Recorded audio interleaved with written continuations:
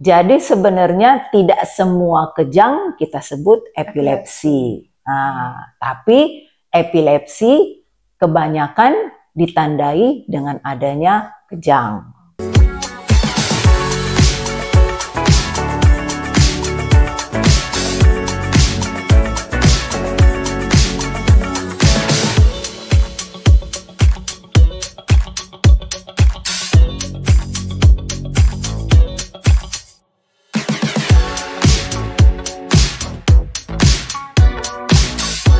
Halo sahabat Rumah Sakit Santa Elizabeth Medan, ketemu lagi dengan saya di sini Leni sebagai host dalam Obras Sepukes, obrolan santai seputar kesehatan Rumah Sakit Santa Elizabeth Medan. Nah teman-teman, kali ini seperti podcast-podcast sebelumnya kita sudah membahas begitu banyak topik. Nah hari ini kita membahas mengenai satu kasus yang kita akan memperingati di tanggal 26 Maret nanti, itu seluruh dunia akan memperingati itu. Hari apa itu? Hari epilepsi. Nah, di sini kali ini saya menggandeng seorang dokter yang sangat luar biasa yang memang sudah lama berkecimpung di rumah sakit kita yang sebagai dokter in-house kita. Ayo langsung kita kenalkan dulu langsung ke dokternya. Di sini ada Dr. Eli Manurung MKet, neurologi spesialis saraf. Selamat siang, dokter. Selamat siang, Ibu Leni. Gimana kabarnya, dokter? Baik, luar biasa. Tuhan, sepertinya untuk hari ini, minggu ini bahkan kayaknya sibuk banget ya dokter? Ya biasa banyak pasien-pasien. Biar pemirsa tahu, dokter ini dokter paling sibuk di rumah sakit kita. Karena apa? Semenjak tahun kemarin sampai hari ini baru dapat dia saya culik waktunya untuk podcast ini, gitu ya dok ya. Oke dokter, kita langsung ke topiknya. Kali ini kita membahas mengenai epilepsi ya dokter. Iya. Mungkin ada beberapa teman-teman ataupun pasien dokter yang lagi menonton kita di sana. Kira-kira epilepsi itu apa sih dok? Itu epilepsi merupakan penyakit yang disebabkan oleh adanya cetusan listrik di otak yang berlebihan. Jadi biasanya itu ditandai dengan adanya serangan-serangan seperti kejang, ada juga yang orangnya bingung, bengong, ada juga orang yang mengeluh sakit kepala, oyong terus-menerus, padahal udah dilakukan pemeriksaan tidak ada apa-apa. Gitu. Oh, berarti epilepsi itu nggak harus yang seperti kejang-kejang begini ya dok? Bengong begini juga udah epilepsi kategorinya? Iya, betul. Jadi epilepsi itu bukan hanya ya yang seperti biasa kita lihat dibilang orang ya, ayan kan gitu kan. Kita bilang orang awam bilang epilepsi itu ayan. Ya kalau dilihat memang kebanyakan yang tipenya yang kejang sampai dia jatuh, sampai dia pingsan kan gitu. Ternyata nggak itu aja, tergantung di mana lokasi kenanya saraf di otaknya. Ada yang bengong, diam, ada yang nggak ada apa-apa, lagi ngomong-ngomong gini, tiba-tiba dia pingsan gitu. Dan itu biasanya sudah berulang-berulang. Sudah berulang. Ada ini kejang, berarti epilepsi dengan kejang itu nggak ada bedanya dok? Ada apa atau ada perbedaan itu antara epilepsi dengan kejang? Iya, jadi sebenarnya tidak semua kejang kita sebut epilepsi. Nah, tapi epilepsi kebanyakan ditandai dengan adanya kejang gitu. Jadi kalau kejang ini ya kita harus, tidak semua kita bilang itu epilepsi, kita harus cari tahu apa penyebabnya. Ada dua penyebab kejang, ada masalah di otak dan ada juga masalah di gangguan di pemeriksaan darahnya gitu. Misalnya kalau misalnya ada tumor di otak, yaitu kita bilang ada kejang, ada juga tumor di otak, yaitu berarti karena tumor otak, bukan karena epilepsi. Nah gitu. Jadi kejang itu sebenarnya tanda, bukan penyakit sebenarnya. Nah, itu gejala yang dihasilkan. Gitu. Jadi kalau epilepsi sudah sekumpulan penyakit yang ditandai dengan tadi, ada orangnya yang kejang, ada orangnya yang pingsan, ada orangnya yang tiba-tiba bengong. Nah, begitu. Bengong itu langsung begini ya? Iya, diam aja. Hilang kesadaran. Iya betul, hilang kesadaran sesaat. Sarafnya kena, jadi nggak bisa berpikir. Ya itu tadi kayak aku bilang, jadi ada hiperaktivitas daripada sistem sarafnya. Itu biasanya di usia berapa dokter? Nah, kita bisa lihat itu. Apakah mulai dari anak-anak faktor lahir atau gimana dok? Keturunan atau gimana dok? Oke, jadi kalau epilepsi ini sebenarnya kita agak strict ya. Mendiagnosa epilepsi itu harus hati-hati. Karena kalau udah kita diagnosa epilepsi, nanti dia akan ada keterbatasannya. Dari sisi pekerjaan, dia akan bisa banyak tidak diterima atau gimana kan. Jadi kita harus betul-betul. Jadi kapan kita bilang itu epilepsi? Ya ada juga anak-anak begitu dia lahir, ya kan, bayi, ya dia kejang tanpa sebab apapun. Misalnya kan ada juga sekarang kejang demam, ya kan, kejang ya step. Itu nggak bisa kita bilang epilepsi. Itu nggak bisa kita bilang epilepsi karena itu bisa ada pada bayi kan gitu. Belum bisa kita katakan itu epilepsi. Tetapi kalau kejang demam ini berlanjut, misalnya sampai usia 5, 6 tahun, 9 tahun dia kejang tanpa ada demam, ya kan? Dan kemudian kita lakukan pemeriksaan, namanya pemeriksaan elektroensefalogram atau EEG. Itu ada di rumah sakit kita ada. Iya. Jadi itulah pemeriksaan untuk merekam aktivitas saraf di otak pasien-pasien yang epilepsi. Biasanya yaitu kita dapati, kita jumpai tanda gelombang epilepsi gitu. Jadi kalau udah ada kejangnya, udah ada hasil pemeriksaannya mendukung, ya baru disitulah kita katakan epilepsi.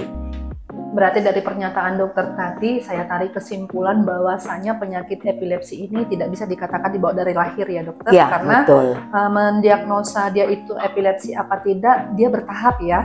Kalau tadi dia secara kontinu misalnya terus menerus itu baru dikatakan epilepsi dan hasil dari mungkin elektroensefalogram atau ya, EEG tadi ya dok. Iya.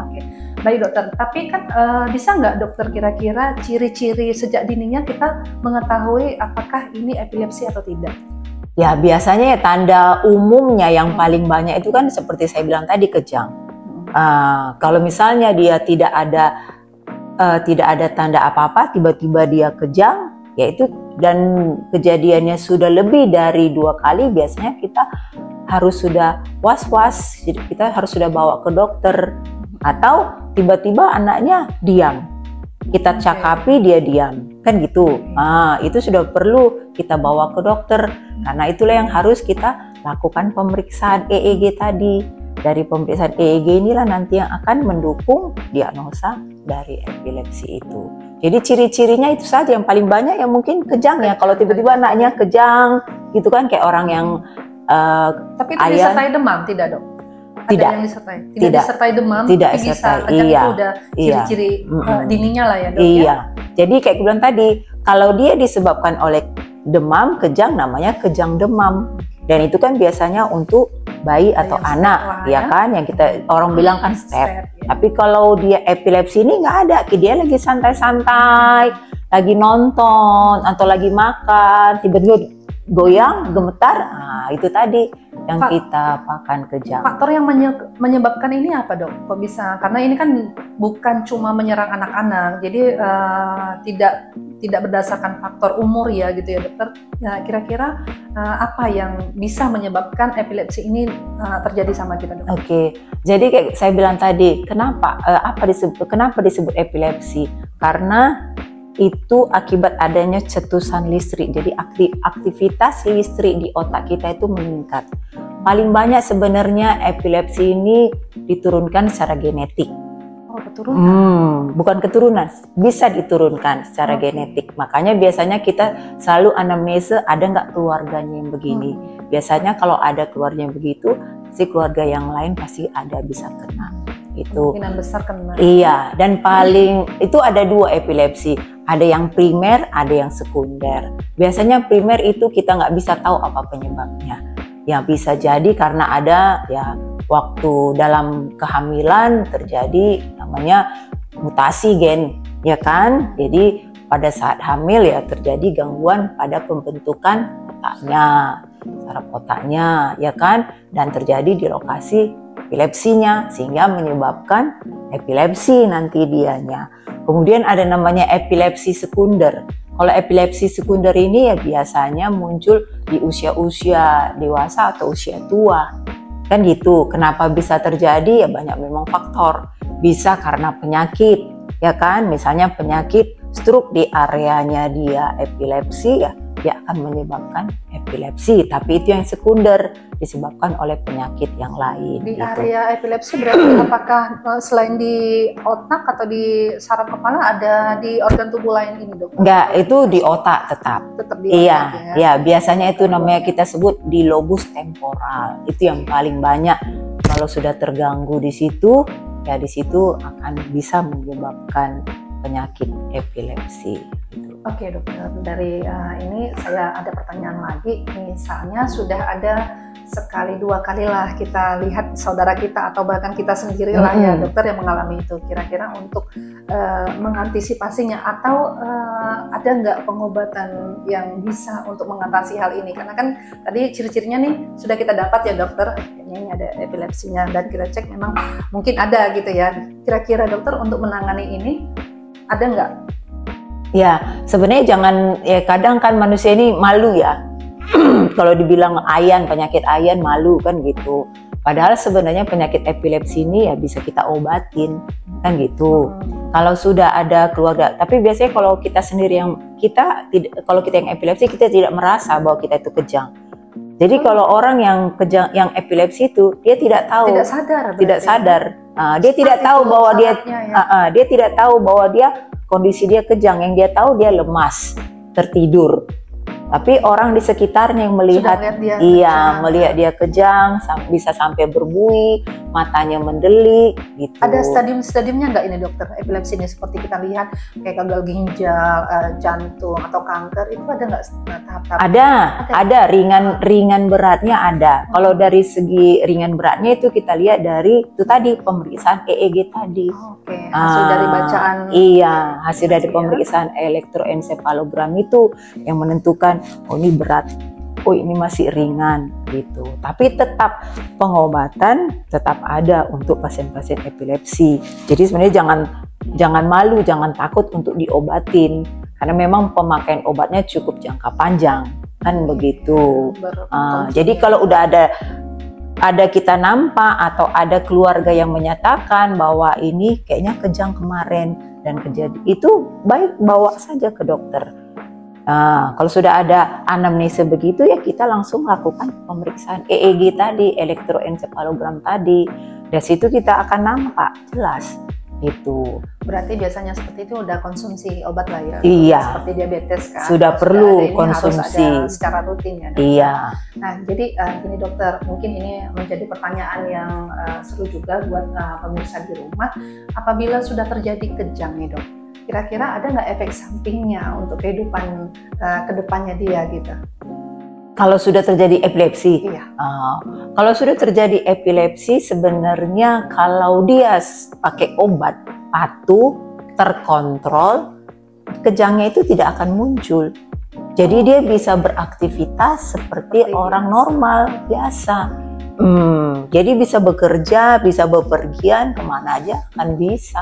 Jadi nggak ada yang perlu ditakutkan masalah efek sampingnya seperti misalnya gagal ginjal, nggak, obat-obat itu pun tidak mengganggu ke ginjal, enggak. Tapi kalau dari pernyataan dokter itu bisakah saya sampaikan bahwasanya berarti yang penyakit epilepsi ini menjadi ketergantungan? Sebenarnya ya satu begini, kalau dia memang kan itu tadi saya bilang, kalau dia mulai dari bayi, mulai dari kecil, dan dari hasil pemeriksaan dan dari hasil pengobatan selama ini itu tidak artinya bukan tidak membaik dan tidak memburuk, tapi gelombang itu tetap ada. Jadi kalau sudah lama dia pakai itu, gelombang itu tetap ada dan dimulai dari kecil ya biasanya dia akan tetap konsumsi. Iya, dia akan minum seumur hidup. Begitu. Berarti memang harus, itu tadi yang seperti saya sampaikan berarti ya dokter, mau tidak mau memang harus ada ketergantungan. Iya, bisa. Obat ya dok. Bisa, iya. Tapi tidak sesuai semua. Dengan anjuran dokternya iya, lah gitu ya betul. Dokter. Pertanyaan terakhir dokter, kira-kira nih kalau sudah terdiagnosa epilepsi, apakah bisa sembuh total dok? seperti saya bilang tadi, tergantung penyebabnya, ya kan? Kalau yang primer, dia biasanya bisa sembuh. Tapi kalau yang sekunder, selagi masih ada misalnya kayak tadi tumornya, ada struknya di lokasi tersebut, ya kemungkinan kejang akan tetap ada. Jadi udah harus minum obat terus.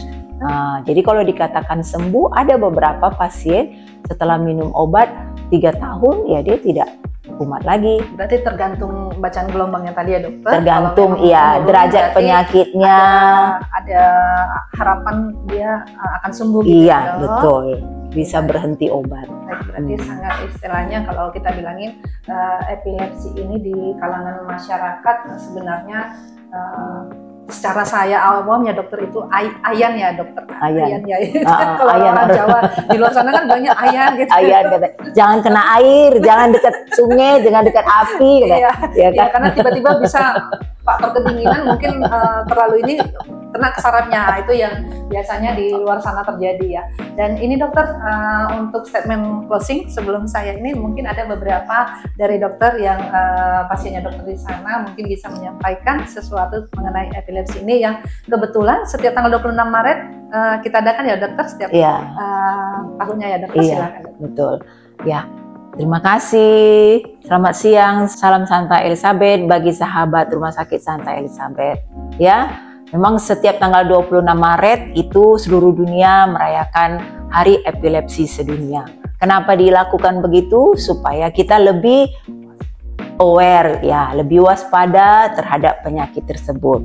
Jangan takut kalau kita sudah mengalami kejang ya, bawa saja ke dokter karena penyakit tersebut masih bisa kita obati dan masih bisa dapat bekerja seperti layaknya orang normal. Jadi jangan ada anggapan bahwa juga penyakit epilepsi itu penyakit keturunan dan pasti akan diturunkan, tidak ya. Dan orang epilepsi nggak boleh kena air, nggak boleh ke dekat api juga enggak ya. Jadi bagi sahabat Rumah Sakit Santa Elizabeth yang sudah memakai obat, tetap semangat untuk minum obatnya sampai kapan dikatakan oleh dokternya untuk berhenti minum obat. Dan juga diikutin apa larangan yang disampaikan oleh dokter, jangan dilakukan. Jadi semuanya itu kalau berjalan seimbang dengan minum obat bisa ya. Jadi penyakitnya pun akan bisa kita obatin. Terima kasih. Tetap semangat gitu ya. Tetap semangat. Baik, terima kasih untuk close statement-nya dokter. Jadi bagi pemirsa ya di luar sana yang mau berkonsultasi lebih lanjut lagi dengan dokter kita ini, ada di hari Senin sampai Sabtu, itu penjamnya BPJS di jam 10 sampai jam 14. Kemudian di Senin sampai Jumat untuk umum di pagi jam 8.30 sampai jam 15. Kemudian di sore hari di pukul 18 sampai 20 dan di hari Sabtu itu di pukul 8.30 sampai pukul 14. Demikian ya dokter? Ya, betul, Ibu. Baik dokter, terima kasih banyak dokter untuk saya rasa ini sebagai ilmu yang baru tadi, karena satu poin yang saya tangkap tadi, saya kira epilepsi itu adalah semua gejalanya itu tegang. Ternyata tidak, dengan stuck berhenti, dengan pingsan itu menjadi salah satu ciri yang mengarah ke sana. Jadi seperti yang statement akhir dokter sampaikan, perlu diantisipasi untuk gejala-gejala seperti ini, gitu ya dokter? Betul. Baik, terima kasih. Untuk nextnya kita ada rencana ini ya dokter bikin live ya. Betul. Kita tunggu ya dokter untuk jadwalnya dokter. Pemirsa yang mau melihat live-nya dokternya bisa kita lanjut di statement berikutnya. Nanti kami akan sampaikan untuk jadwal live kita dengan bincang-bincang dengan Dr. Eli S. Manurung, MCAT Neurologi Spesialis Saraf. Gitu ya dokter, kita tunggu ya waktunya dokter. Terima kasih dokter, selamat siang dokter, salam Santa Elizabeth dokter. Terima kasih Bu Leni, selamat siang.